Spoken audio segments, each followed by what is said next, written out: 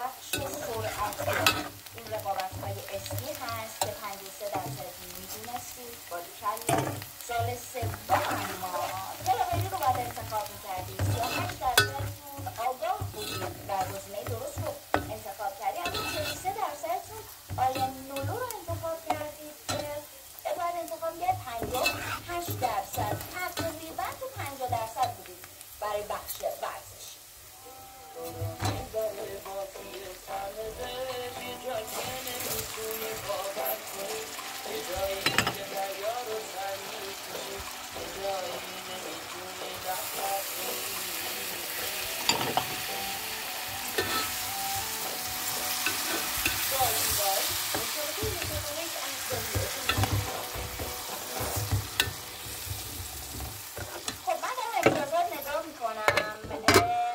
نرون رو باید انتخاب میکردید. 1% جالب اینجاست که با جولیوس سزار اون درصدتون برابر اونم 41%، یعنی معلوم شک داشتید.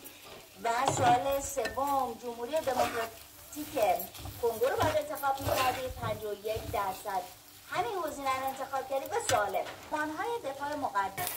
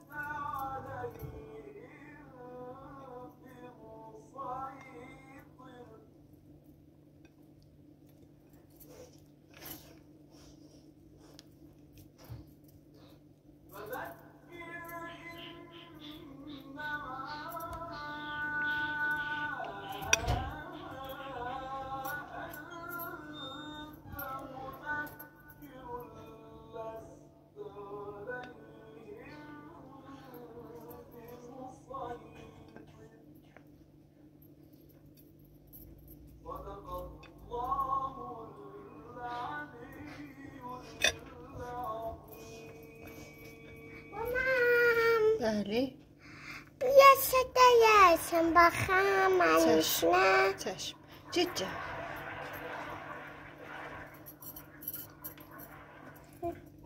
ماما سنی ای ماما نمسیشن دلما ماما جان دوما